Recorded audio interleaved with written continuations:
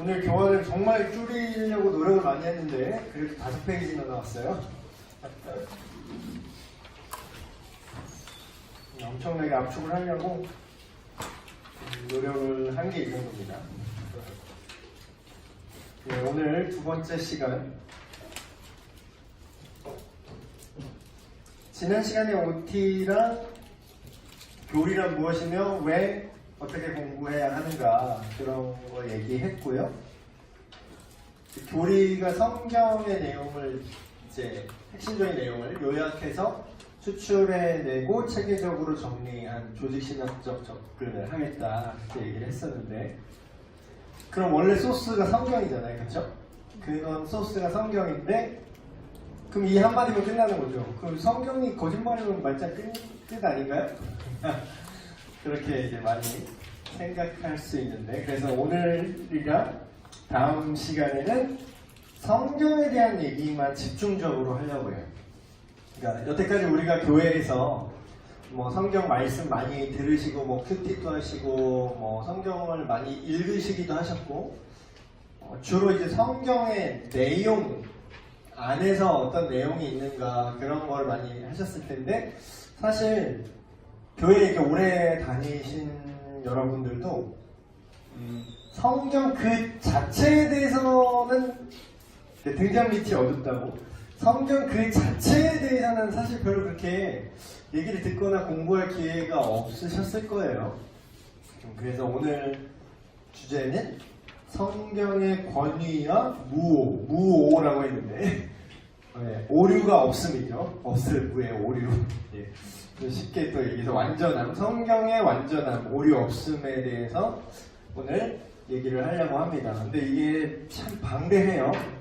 그래서 이걸 다 얘기를 하기가 참 어려운데 추리고 추린 것만 얘기를 하겠습니다. 우리가 보통 성경의 권위가 있다 그렇게 얘기를 하죠. 성경의 권위성하고 시작에 제가 이렇게 써놨는데, 이거를 한마디로 얘기하면 성경, 우리가 보는 그 성경이죠.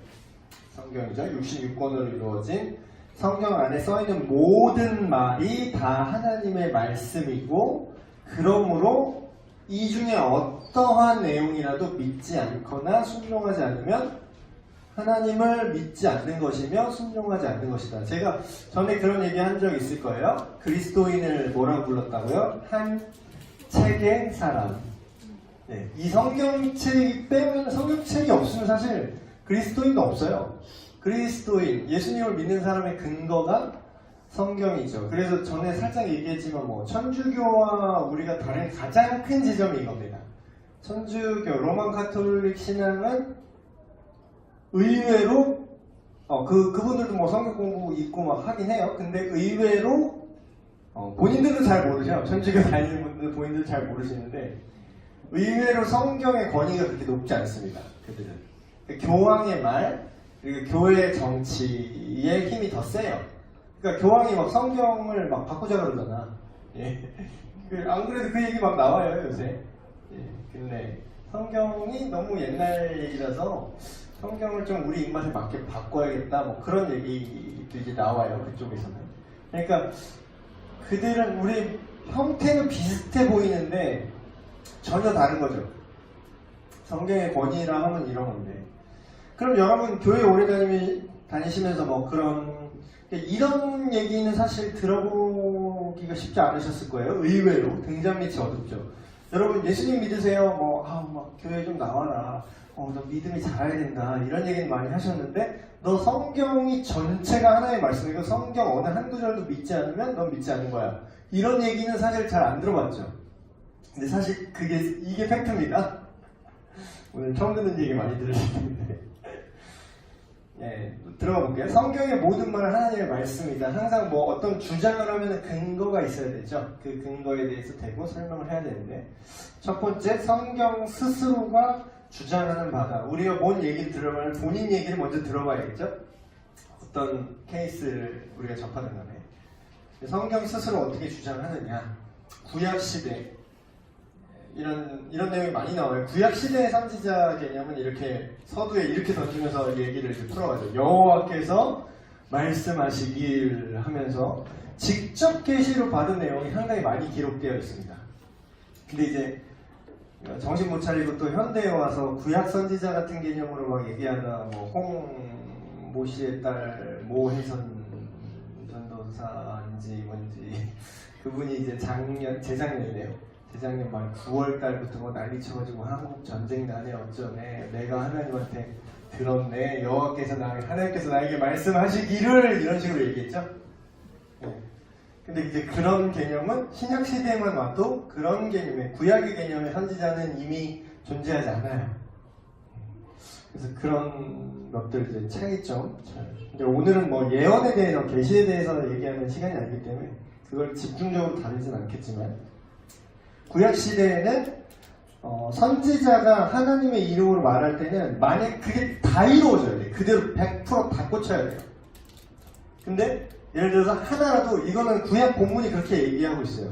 하나라도 그 말이 예언한 그 선지자의 말이 이루어지지 않거나 맞지 않으면 그 선지자는 거짓 선지자라고 구약 본문에서 얘기하고 있습니다. 네, 그분 거짓 선지자죠? 재작년에 이렇게 난리쳤던 지금 뭐 미국에 가 계신가 모르겠어요. 그래서 막 땅 팔고 집 팔고 막 미국으로 나르신 분들 많은데 그분 따라서 성경을 한참 잘못 이해하고 있는 거죠.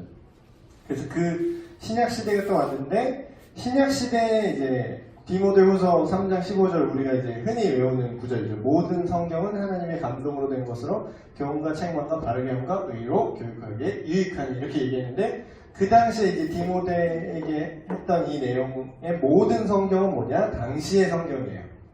그럼 그 당시의 성경은 뭐냐? 구약 성경이죠. 모세오경, 선지서, 시가서, 역사서. 그러니까 우리가 아는 이 구약 전체 본문이 이 당시에 이제 모든 성경이라고 하는 겁니다. 목사님 그러면은 성경이 하나님의 말씀이라는 증거는 구약 본문만 있는데 신약 성경이 하나님의 말씀이라는 근거는 어디 있나요? 네, 신약 본문 스스로 그거를 증명하고 있어요. 네, 고린도전서 이 말씀 써있는 거. 만일 누구든지 자기를 선지자나 혹은 신령한 자로 생각하거든 내가 너에게 편지하는 이 글이 뭐라고요? 주의 명령인 줄 알라. 근데 이 한 구절로 전체를 해석하면 또 위험하다고 그랬죠? 이런 구절이 엄청나게 많이 있는데 두 개만 썼습니다. 제가 쓸 게 너무 많아요. 사람의 뜻으로 낸 것이 아니요 성령의 감동하심을 받은 사람들이 하나님께 받아 말한 것이다. 그리고 실제로 사도들의 어떤 편지를 구약 성경 하나님의 말씀과 동일한 주어로 받아서 얘기하는 경향이 너무나 많이 나타나요. 신약 성경 후기 본문을 보셔도 이게 이제 첫 번째 성경 스스로가 이제 주장하는 바고 두 번째 사실 이게 너무 슬픈 사실이지만 이게 잘 먹힌다는 게 좀 슬퍼요. 그러니까 지금 우리는 현대를 살고 있잖아요. 현대에서는 계몽주의 그래가지고 뭐 성경이 말하는 거, 종교가 말하는 걸 일단 믿질 않잖아요. 이게 종교라는 프레임에 가두면 이미 그건 팩트가 아니라 그냥 니들의 신념이다 이렇게 생각을 해버리거든요. 그래서 이게 슬프지만 현대인에게 가장 잘 먹히는 게 뭐냐면 아이러니하게도 성경 외적인 증거를 들이대야 그들이 이해를 해요. 안 믿는 분들 기준으로. 그래서 이제 제가 지난주에 실천신학의 한 분야로서 믿지 않는 사람한테 기독교를 방어하는 거, 변증하는 기독교 변증이라고 했죠. 그래서 제가 너무 또 책을 하나 가져왔습니다. 이거 진짜 제가 기독교 변증 책 중에서 제가 지금까지 본 것 중에서는 가장 방대하고 가장 자세하게 되어 있는 책이에요. 근데 이렇게 얇은 책 한 권에 자세하게 될 수는 없겠죠? 이게 4권 중에 1권입니다. 이런 게 이제 4권이 있어요. 한 이 정도 두께죠? 근데 이제 기독교 변증 총서라고 순 출판사 CCC 출판사예요. 순 출판사에서 이게 2006년에 나온 책이에요. 근데 이 1권부터 4권까지가 있는데 이게 1권에는 무슨 얘기만 나와 있냐면 성경이 진짜인 이유만 나와 있어요.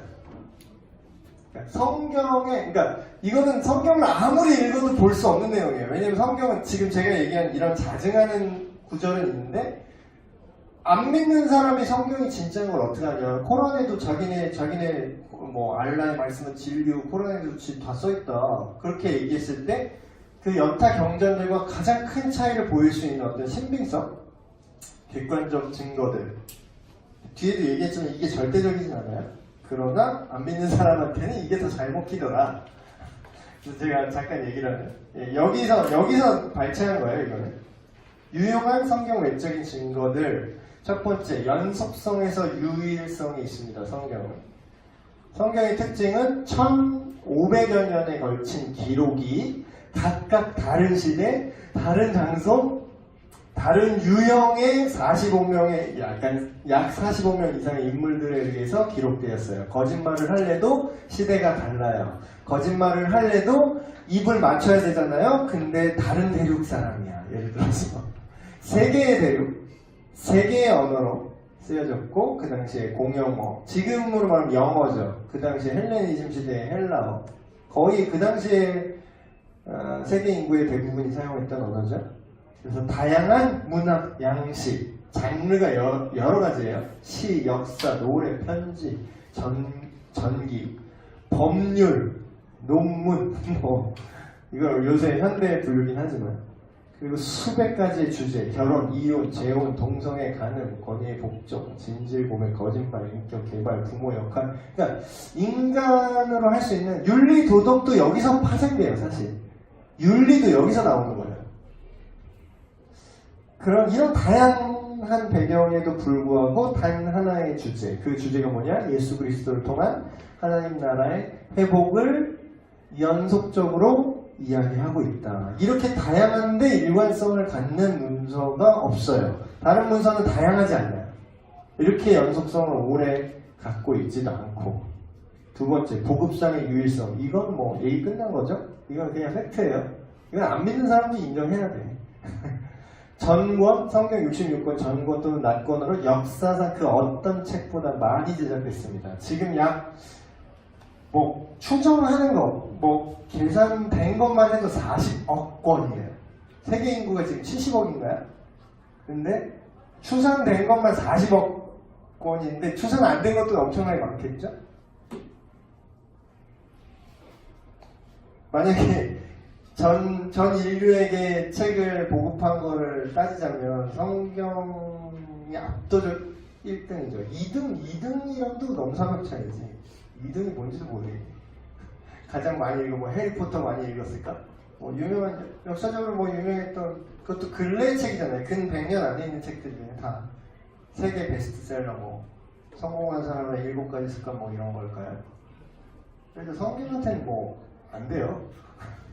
자, 세 번째, 번역상의 유일성. 이것도 양으로 때려박았는데 양으로 압도적이고요. 두 번째, 번역이라는 거는 특정 문화권 사람들만 잠깐 반짝 인기하고 끝나죠. 예를 들면 지금 서구권 영어로 번역된 책들 많죠. 근데 번역의 개수가 전 세계 인구 97% 이상의 사람들이 실제로 의사소통 수단으로 쓰이고 있는 언어로 번역이 됐다는 거예요.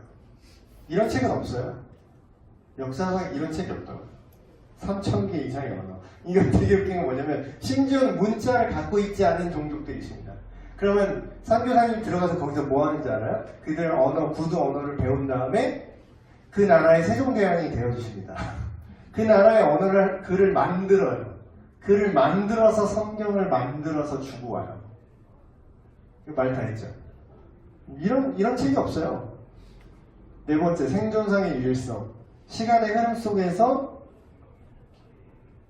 압도적으로 많은 양의 사본의 수를 갖고 있습니다. 일반적으로 고된 이런 자세한 얘기는 여기 이 1원에 몇백 페이지죠? 그 자세한 내용 각주 레퍼런스까지 다 알아놓고 다 돼 있어요. 얘기 끝났어요. 그래서 또 엄청나게 박해를 받았어요. 근데 생존했죠? 박해뿐만 아니라 비판도 엄청나게 받았어요. 최근에 고등 비평, 문헌 비평 그래가지고 이 성경이 사람들이 만들어낸 거다, 거짓말이다, 이렇게 댕기는 학자들이 엄청나게 많았죠. 예를 들면 그런 수많은 공격이 있는데 예를 하나 들면 아브라함 시대에 성경에 헷 족속 얘기 나오잖아요. 근데 아브라함 시대에 그런 헷 족속이 없었다. 그렇게 팩트를 들고 온답시고 왔는데 나중에 고고학적으로 발견이 됐죠. 1200년도 더 된 히타이트 문명 나왔어요. 그럼 뭐예요? 결국 성경이 맞았어. 자기들이 몰랐지 성경이 맞았다고요. 이런 식으로 성경을 공격하려는 많은 시도가 있었으나 외적인 증거로 봐도 이걸 부인이나 성경이 거짓말이려면 우리 집 족보가 거짓말일 확률이 더 높아요. 조선왕조 실록이 거짓말일 확률이 더 높다고요. 성경이 거짓말일 확률보다. 근데 우리 세종대왕 이순신장군 다 믿잖아요. 그렇죠? 근데 성경은 안 믿더라고. 그러니까 이게 모순인 거죠. 자, 세 번째. 성경을 읽을 때 이게 되게 중요한 얘기인데 이렇게 팩트를 막 제시해도 결국은 안 믿을 사람은 안 믿어요. 그럼 성경 읽을 때 성경이 하나님의 말씀이라는 성경 자체의 주장에 대해서 확신하게 됩니다. 왜 그러냐? 제가 지난 시간에 잠깐 얘기했죠? 저자 직감. 그러니까 인간이 알고 싶다고 알 수 있는 것도 아닌 것 같아요. 성령 하나님께서 성경 안에서 그리고 성경을 통해 우리 마음에 말씀하실 때만 이게 진짜 하나님의 말씀이구나 이걸 우리가 확신할 수 있는 건데 제가 2페이지 뒷부분에 제가 이렇게 써놨죠. 진짜 여러분 신기한 게 생각보다 사람들이 진실에 그렇게 관심이 없어요. 그러니까 막 요새 막 팩트 TV, 뭐 팩트 어쩌고 막 그렇게 할 때 나오죠. 근데 진짜 그건 관심이 있는 것 같아요, 사람들이. 자기가 자기 말에 영향력이 있는 거에는 관심이 있는데 진짜 진실에는 그렇게 관심이 없습니다. 논리적이고 객관적인 사실 그걸 받아들이고 사람들이 행동하기보다는 대다수의 사람들은 본인의 추측과 본인의 생각으로 움직여요. 그 증거잖아. 조선왕조 실록을 믿는데 이건 안 믿잖아. 그래서 종교로 카테고리를 딱 바꾸죠. 이게 똑같이 역사적, 심지어는 그 어떤 고대 문서보다 가장 역사적 증황이 객관적 자료로만 봐도 압도적으로 많아요. 압도적으로. 근데 객관적 논리적 사실을 보지 않고 그냥 분류를 종교 경전 그러고 이거는 역사책 하면서 조선왕조 실록을 믿는데 이건 종교 경전이라고 따로 카테고리를 분류를 해버리고 이건 안 믿죠. 그러니까 논리적 객관적인 판단을 하는 게 아니에요. 뭐 진화론 이런 것도 마찬가지지 뭐. 그게 논리적이 아니에요. 그게 과학적이지도 않아요. 심지어. 근데 그거 그냥 믿잖아. 그걸 자기가 선택을 하는 거예요. 자기 마음대로 하는 거죠. 넷째, 성경 말씀은 스스로가 입증한다. 이걸 좀 유식한 말로 성경의 자증성이라고 하는데 성경은 다른 어떤 권위, 그러니까 외부적 권위에 의해서 지금 뭐 기독교 변증이라고 제가 막 얘기를 했지만 사실 이걸로 증명됐기 때문에 기독교 변증을 했기 때문에 성경이 진짜다? 그건 아니에요. 원래 진짜인 거지. 왜냐하면 인간의 이성이나 예를 들면 제가 중간에 이렇게 써놨죠? 기독교 변증 또 창조과학 뭐 이런 거 요새 막 핫하잖아요. 창조과학. 이런 것들은 사실 우리가 이해하는 이성이나 철학, 현재까지 발견된 과학적 사실로 성경이 틀리지 않았음을 일부 표현할 수 있어요. 물론 일부 표현할 수 있어요. 그거 막 창조과학으로 막 그런 거 증명하는 거 있거든요. 빛이 하나님의 말씀으로 세상을 창조하셨는데 뭐 처음에 태초에 빛이 있으라 했더니 빛이 생겼는데 그거를 막 누가 과학자가 또 그걸 연구를 했는데 그게 음파 에너지가 빛 에너지로 바뀔 수 있다. 막 그걸 또 막 찾아냈어 또 누가. 근데 이제 그거는 우리가 발견해낸 거지. 그걸로 전체 하나님을 설명할 수는 없죠. 일부 그걸 설명할 수 있으나 하나님 말씀과 하나님의 세계, 하나님의 섭리는 인간의 이성과 철학과 과학을 한참 뛰어넘는 것이기 때문에. 근데 여기에는 반론이 있습니다. 반론. 그게 뭐냐? 순환 논리다. 이 순환 논리가 뭐냐면요. 제가 예를 들어서 써놨죠. 이게 논리학에서 말하는 거예요. 순환 논리의 오류가 뭐냐면 코란의 내용은 모두 진리이다. 왜 진리죠? 그것은 신의 말씀이기 때문이다. 그게 신의 말씀이지 어떻게 알죠? 마호메트 선지자가 신의 선지자 마호메트가 그렇게 말했기 때문이다. 마호메트가 그렇게 말했다는 건 어떻게 알죠? 코란에 그렇게 기록되어 있기 때문이다. 그럼 뭐예요? 다시 처음으로 돌아가는 거죠. 코란이 그렇게 되어 있는 걸 어떻게 믿죠? 코란은 어떻게 믿죠? 다시 처음으로 돌아가. 코란은 진리이기 때문이다. 무한반복. 이게 논리가 근거와 결론이 계속 도는 거예요. 그러니까 이걸로 증명이 안 돼. 이게 진짜인지 아닌지. 심두아는 똑똑하다. 왜 똑똑하죠? 심두아는 똑똑하기 때문이다. 심두아는 그렇게 말했기 때문이다. 뭐 이런 식이야. 계속 근거가 그 증명해야 되는 거 안에 포함이 돼버리면 증명이 안 되는 거죠. 이게 이제 순환 논리라는 건데 우리가 이제 인정할 건 인정을 해야 돼요. 믿지 않는 사람한테 성경이 진짜인 이유를 말을 하면 순환 논리로 보일 수밖에 없다는 거. 그러니까 성경도 순환 논리예요. 언뜻 보면 성경은 하나님의 말씀이다. 왜냐? 성경 스스로가 얘기하고 있기 때문이다. 그러니까 일반인들이 이거를 믿기 힘든 거를 우리가 이해는 해야 돼요. 그런데 여기서 하나 또 설명할 게 그 순환 논리로 보일 수도 있어요. 성경의 권위 자체가. 그러나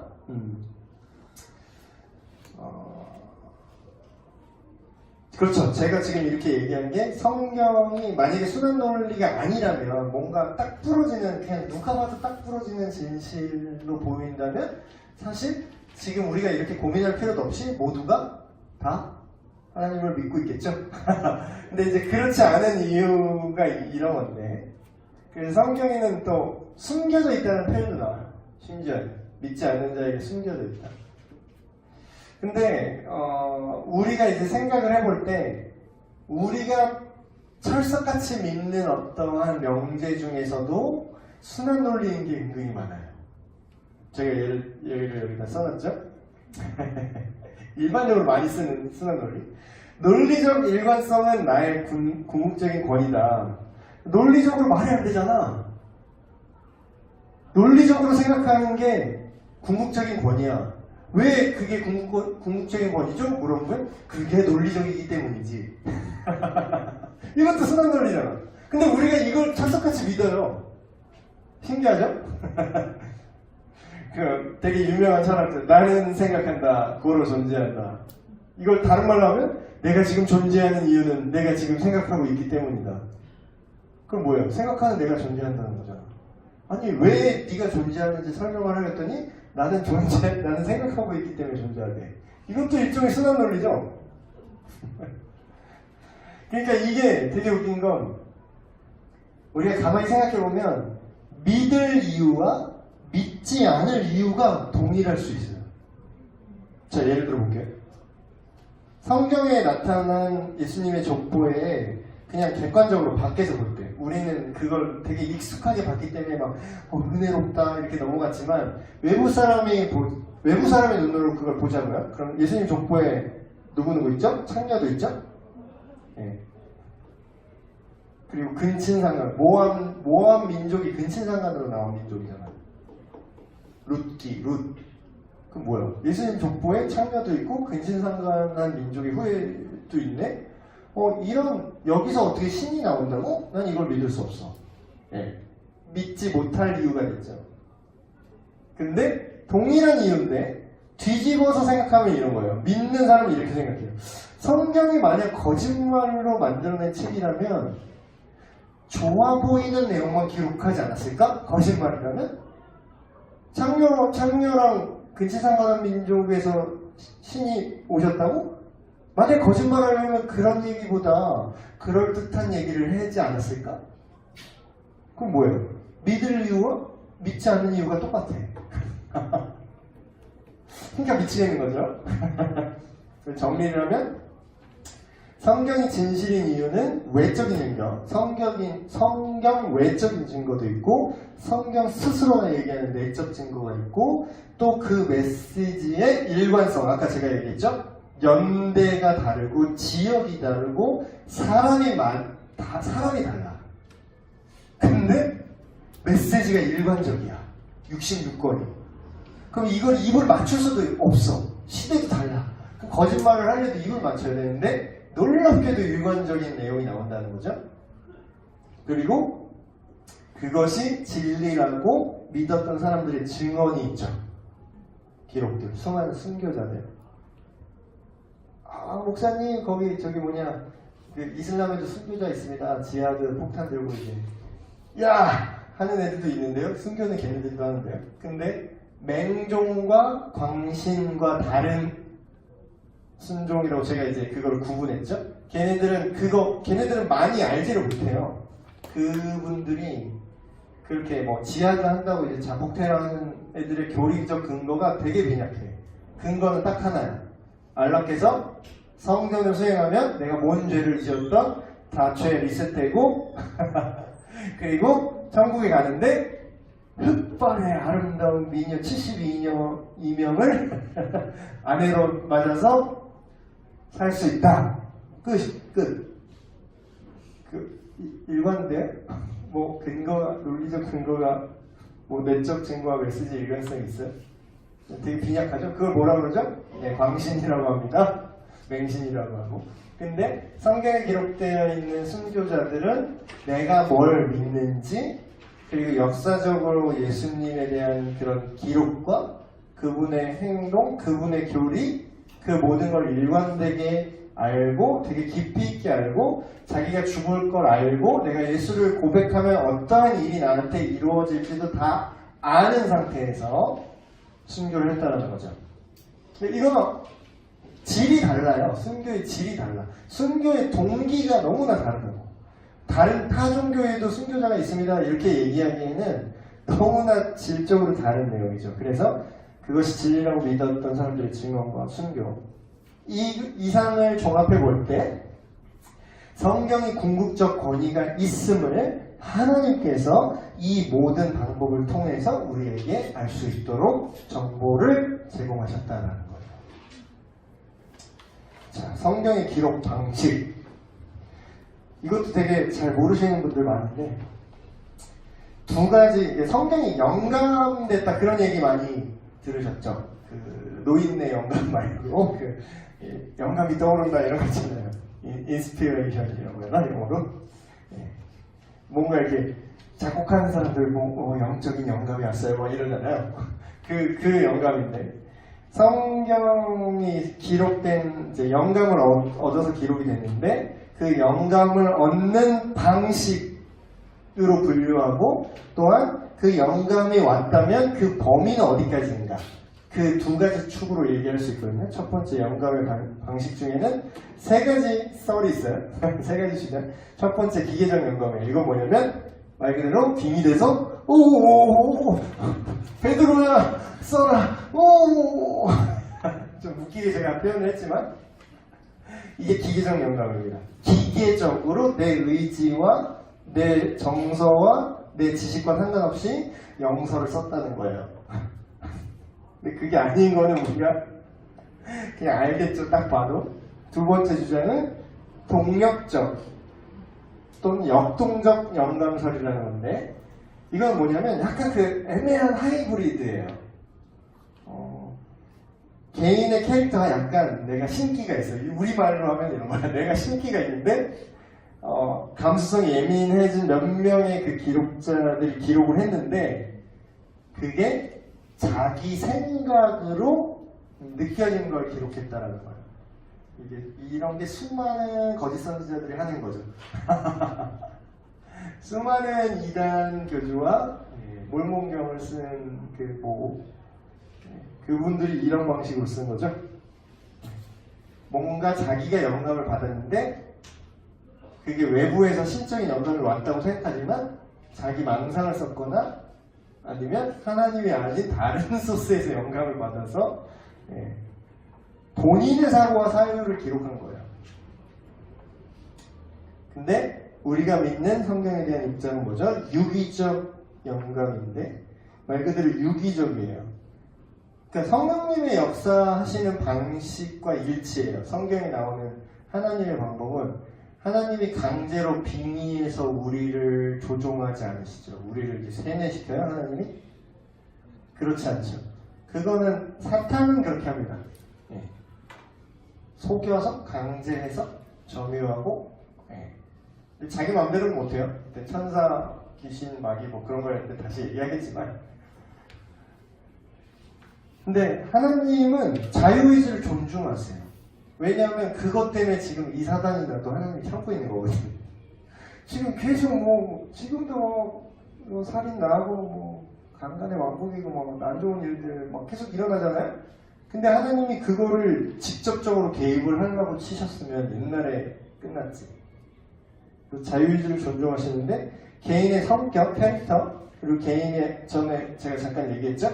그런 공부한 그런 학문적 배경들, 그런 것까지 다 하나님께서 섭리하시고 감안하셔서 기록자로 선택해서 기록을 하게 하시는데, 그러나 본인 개인의 사상이 개입되지 않고 성령님의 감동으로, 그러니까 유기적으로 성령님이 감동해서 영감을 주시는데 본인의 별도의 생각이 들어오는 게 아니라 본인의 배경까지 다 사용하셨다. 이게 유기적 영감입니다. 그리고 성경에 기록된 내용을 보면 이 3번이 맞다는 게 느껴져요. 바울이 쓴 서신이라든가 베드로가 쓴 서신이라든가 요한 서신 보면 특별히 그 개인의 문체들이 다 담겨 있어요. 근데 그 메시지는 신기한 게 목사님 그러면 그게 다 그냥 대충 얼버무리는 거 아닌가요? 대충 그냥 그렇게 코에 걸면 코걸이, 귀에 걸면 귀걸이 하는 거 아니에요? 아닌 게 사람이 다 다르잖아요. 그쵸? 만약에 그냥 동력적 영감이라고 우길 수도 있어. 그냥 본인 생각 쓴 거 아니에요? 근데 본인 캐릭터가 다 다른데 문체도 다 다르고 교육 수준도 달라요. 근데 교리적 내용이 완전히 통일되어 있어요. 완전 신기한 거지. 그래서 유기적 영감이라는 거를 우리가 딱 이렇게 생각할 수밖에 없는 거죠. 그런 영감을 받은, 성경의 영감을 받은 그 범위에 대한 또 개념이 있는데, 첫 번째 부분적 영감. 이건 무슨 얘기냐면 성경 전체가 다 하나님의 말씀이 아니라는 거야. 성경의 일부만 하나님의 말씀이라는 거야. 특정 부분. 중요한 본문 있잖아요.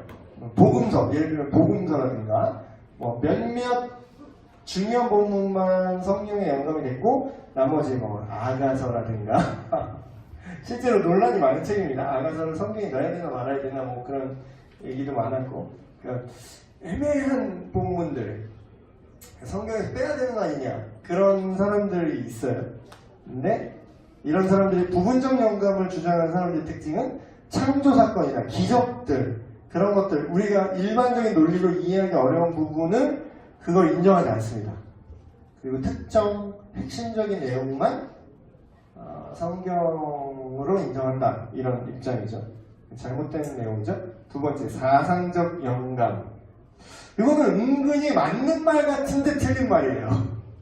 이게 맞는 말 같은 게 틀린 게 뭐냐면 어떤 사상으로, 핵심적인 사상, 성경이 말하고자 하는 하나님의 창조라든가 하나님 나라의 완성이라든가 구원이라든가 이런 핵심적인 사상은 영감이 됐는데 그걸 담고 표현하는 어휘, 이런 거는, 단어 사용, 이거는 인간의 의지라는 거예요. 우리 또 자세히 또 신학 공부하는 사람한테 얘기하면 신정통주의 이런 식으로 또 얘기가 나올 수 있는데, 그것까지 얘기하면 그건 너무 프로의 세계니까 그건 생략하도록 하겠습니다. 마지막에 놓은 게 사실 정답인 것 같죠? 완전 축자 영감설이라는 거예요. 이건 뭐냐면 성경 전체가 완전하게 성령의 영감으로 이루어졌는데 어떻게 됐냐? 축자. 말 그대로 그 성경에 나온 표현대로 한자 한 획이라도 땅에 떨어지지 않을 것이다. 예수님이 했던 그 말씀처럼 이 한자가 일부분이 아닌 성경 전체를 관통하는 일관성을 가지고 있다. 이게 완전 축자 영감설입니다. 그래서 유기적 영감으로 완전 축자 영감으로 기록되었다. 이게 정통적인 성경에 대한 해석이에요. 근데 이제 이것도 축자 영감 이러면은 되게 싫어하는 사람들이 있어요, 요새.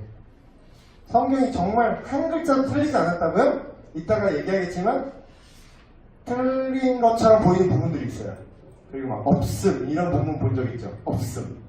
그래서 어떤 데는 막 이거 변개된 성경이다. 원래 킹제임스 성경에 있는데 여기 뺐다. 막 그러면서 난 킹제임스 성경 본문 아니면 뭐 다 가짜 믿음이다. 그러면서 이상한 얘기, 사본학적 지식이 없는 거를 이렇게 광고하고 다니시는 이상한 분들이 있는데, 완전 축자 영감은 뭐를 완전 축자 영감이라고 하냐면 원본에 대한 완전 축자 영감입니다.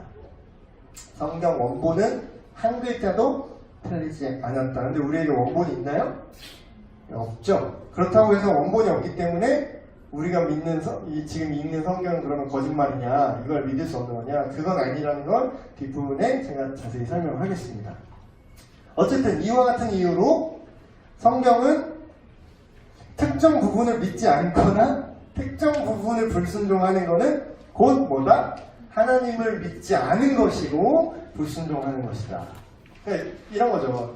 지금 요새 막 물타기 하는 사람도 있죠? 교리적으로 막 물타기 하는 사람들. 하나님께서 뭐 동성애도 다 있는 그대로 받아주신다. 근데 이제 특정 본문을 따르면서, 그러니까 취사 선택하는 거잖아. 이 본문에는 분명히 그게 죄라고 써있는데 이 본문만 얘기하면서 그건 아니야 이렇게 얘기하는 거죠. 그러니까 내가 믿고 싶은 대로 믿는 거예요. 그럼 여러분 생각을 해봅시다. 성경 전체가 아니라 일부를 믿는 게 하나님을 믿는 걸까요? 성경의 일부를 믿는 거? 성경의 일부만 믿으면 되게 스윗한 내용도 많아요. 안 믿는 사람도 동의할 만한 거. 날 사랑한다는데 뭐 누가 싫어하나? 근데 복을 준다는데 누가 싫어해? 들어와도 복을 받고 나와도 복을 받고. 근데 사람들이 참 이게 자기 듣고 싶은 것만 들어요. 그러니까 아까 그 얘기 맞죠? 자기가 믿고 싶은 대로 믿는다고, 듣고 싶은 대로 듣고. 진실은 중요하지 않아. 근데 그 본문에 뭐라고 나와 있어요? 조건절이라니까요. 네가 나를 따르고 순종하고 내 말 이거를 지키면 네가 들어와도 복을 받고 나와도 복을 받고. 근데 그 뒤에 바로 뭐가 나오죠? 네가 이걸 지키지 않고 블라블라 나를 떠나고 네가 이런 죄를 지으면 들어와도 저주를 받고 나와도 저주를 받고. 둘 다 써 있어요. 근데 왜 들어와도 복을 받고 나가도 복을 받고 그것만 붙잡냐고. 그럼 뭐예요? 그게 믿는 거예요? 안 믿는 거예요, 그거는. 안 믿는 거예요. 전체를 믿어야지. 그 얘기죠. 어디서 쉬는 시간을 해야 되는지 제가 C까지 하고 쉴게요. 성경의 진실성. 하나님, 이거는 이제 여태까지는 좀 내적 증거, 좀 외부적 증거 이런 걸 얘기했다면, 이건 좀 우리가 생각할 때 하나님의 성품에 근거한 접근을 하는 거예요. 하나님이 성경에 나타난 하나님의 캐릭터가 있잖아요. 하나님의 성품이 있는데, 하나님의 성품이라고 하기도 그렇고 사실 우리가 하나님의 성품을 닮은 거죠. 우리가 하나님의 성품을 닮았는데 그게 좀 오염되어 있는 거지. 뭔가 좀 손상되어 있는. 그래서 원래 오리지널의 성품이라고 했을 때, 캐릭터라고 했을 때 그냥 하나님의 오리지널이신 거죠. 근데 그 하나님의 성품에 대해서 성경이 막 설명을 하고 있는 게 있어요. 근데 하나님의 성품은 어떻다? 거짓을 말할 수도 잘못을 말할 수도 없다라고 얘기합니다. 성경에서. 그러니까 제가 옛날에 막 재밌는 거 막 그런 얘기 했어요. 애기들한테. 하나님이 전지전능하잖아. 하나님 모든 걸 다 할 수 있으시지. 막 그래서 넌센스 퀴즈가 제안했어요. 근데 하나님이 못하는 게 있다? 하나님이 못하시는 게 있어. 못하시는 거라기보다는 안 하시는 거지만 어쨌든 못하는 거 맞잖아요. 하나님 전지전능하다면서요. 하나님 모든 걸 다 할 수 있다면서요. 그래. 근데 하나님 못하는 게 있어. 약속을 안 지키는 거, 거짓말하는 거. 하나님이 정확히 말하면 못하는 게 아니라 안 하시는 거죠. 아니 그럴 수 없는 거지. 제가 이거를 하나님의 전지전능함을 오해하는 친구들에 대해서 그게 모순이에요. 우리가 생각하는 전지전능이 되게 말도 안 될 때가 많아요. 전지전능하면 이것도 해야지. 그러면서 우리가 하나님한테 되는 잣대가 거의 이런 식이야. 전지전능하면 그거 다 해야지. 전지전능하면 네모난 세모를 만들 수 있어야지. 네모난 세모도 만들어야지. 여러분, 이거 자체가 모순이죠. 자, 네모의 정의가 뭐죠? 네모가 변이 4개가 있고 우리 갑자기 수학 시간 됐는데 꼭지점이 몇 개가 있어야 네모죠? 4개. 근데 세모의 정의는 뭐죠? 변이 3개가 있어야 되고 꼭지점이 3개. 그럼 네모난 세모를 하나님이 만들어야지 그게 말이 돼요? 그걸 하나님이 네모난 세모를 못 만드신다는 게 하나님이 전지전능하지 않은 거예요? 네가 헛소리하는 거예요. 그러니까 우리가 하나님 전지전능하다며 거짓말도 못하시네. 그건 뭐예요? 하나님이 못하는 게 아니라 안 하는 거고 하실 수 없는 거지. 제가 이 개념을 설명할 때 고등부 때 지금 그 친구들이 다 청년이 됐네. 제가 고등부 때 이 개념을 어떻게 설명했냐면 자 봐라 목사님 봐라. 자, 목사님이 이거를 팔을 들어서 지금 네 머리를 찍을 수 있어 없어? 이렇게 얘기를 해요. 그러면 아니 그러니까 이게 물리적으로 내가 할 수 있냐고 없냐고. 그냥 할 수 있지. 그냥 내리면 되거든 팔을. 여기 그냥 머리쯤 이렇게 잘 와서 들었다가 내리면 돼. 근데 내가 이걸 할 수 있는 것과 그럼 내가 이걸 할 수 있다고 이걸 다 하니? 널 찍을 수 있다고 내가 찍니? 못하는 것과 안 하는 거의 차이를 알겠니? 이걸 설명했어요. 그러니까 하나님이 못하시는 거, 거짓을 말하실 수 없다. 그분은 선하시기 때문에, 그분 진실하시기 때문에. 그러므로 모든 성경 말씀은 완전하게 진실하고 어느 부분이라도 오류가 없다. 이거 일종의 명제, 하나님의 선포에 근거한 명제를 이렇게 전개하는 거죠. 그 근거를 수도 없이 많은데 제가 종이가 모자라서 3구절만 썼습니다. 하나님의 말씀은 다 순전하며 하나님은 그의 의지하는 자의 방패시니라. 여호와여 주의 말씀은 영원히 하늘에 굳게 섰사오며 천지는 없어질지언정. 이건 본인의 말씀이에요. 천지는 없어질지언정 내 말은 없어지지 아니하리라. 스스로 그렇게 얘기하고 있다라는 거죠. 그리고 셋째, 하나님의 말씀은 그래 진실이에요. 진실인데 그게 나랑 무슨 상관이죠? 네, 그냥 진실이 아니라 하나님의 말씀은 궁극적인 기준이시다. 예수님의 발언입니다.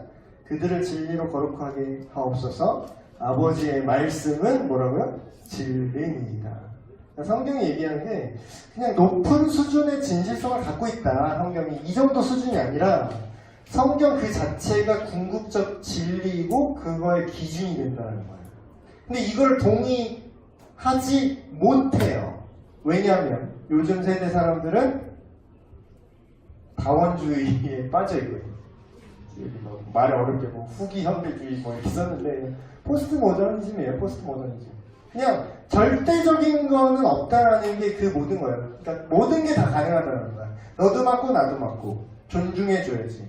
이렇게 그 뭐지? 톨러런스가 없니? 그 뭐죠? 뭐 그걸 한국말로 뭐라고 하지? 갑자기 기억이 안 나는데. 관용. 너 이렇게 관용이 없니? 너 이렇게 편협하니? 너 이렇게 배타적이니? 이런 얘기 좋아하죠. 그게 이제 다원주의 그런 세계관인데. 근데 이 자체가 모순인 거 아세요? 다원주의가 말하는 게 이거예요. 절대적인 것은 존재하지 않는다. 근데 이 명제를 자세히 풀면 이거예요. 절대로 절대적인 것은 존재하지 않으며, 제가 오타했어요. 않으면이 아니라 않으며예요. 말이 안 될 뻔했는데. 절대로 절대적인 것은 존재하지 않으며 절대적으로 모든 것은 상대적이다. 이렇게 말하는 거거든요. 걔네 명제 자체가. 그럼 뭐예요? 스스로 지들이 상대적인 거를 말하려면 절대를 인정해야 돼. 그럼 말이 안 되죠? 말이 안 되는 거야, 사실. 네 번째. 새롭게 발견한, 목사님 근데 새롭게 발견된 사실이 이제 과학이 발달하고 뭔가 고고학도 발달하고 그러면서 새롭게 사실들이 발견되잖아요? 그런 것들이 성경의 가르침과 충돌한 외계인이 있으면 어떻게 해요? 막 이런 질문 되게 많이 받았어요. 외계인과 UFO와 성경 막 이런 거. 근데 여러분 이거만 생각하면 그냥 얘기 해결돼요. 성경이 백과사전이 아니에요, 여러분. 성경이 진실이라는 것과 성경이 모든 내용을 다 담고 있다라는 거는 별개의 생각이에요. 그러니까 예를 들면 이런 거지. 성경은 하나님과 인간의 관계 그리고 구원에 대해서 얘기하는 책인데 예를 들면 이런 식이지. 영어 책을 보면서 일본어가 왜 안 나와요, 선생님? 말이 안 되는 얘기잖아, 그치? 그게 영어 책이 거짓말이었네요. 일본어가 안 나오니까. 이건 무슨 논리야? 근데 실제로 많은 사람들이 이런 논리로 성경을 공격합니다. 말이 안 되는 얘기잖아. 성경이 뭐 와이파이가 성경에 나와요? 와이파이가 가능하다고 나와요? 불가능하다고? 그런 얘기 자체가 없어. 그리고 성경에 나온 자연에 대한 어떤 묘사도요, 천동설, 지동설 막 이렇게 얘기하잖아요. 근데 정확하게 보세요. 성경에 어느 얘기도 없어요. 그냥 성경에 기록된 건 뭐냐? 인간의 시점으로 그냥 묘사된 거야. 해가 떴다. 해가 진다. 역사적 기록도 그냥 그렇게 나와 있죠. 근데 막 거기서 갑자기 막 진지해가지고 막 갑자기 문과, 이과 선생님 되셔가지고 막, 해는 뜨지 않고 지구가 도는 거죠? 막, 그게 말이 돼야 안 돼요. 네. 잠깐 쉬었다가 다시 할까요? 한 5분 정도 쉬겠습니다.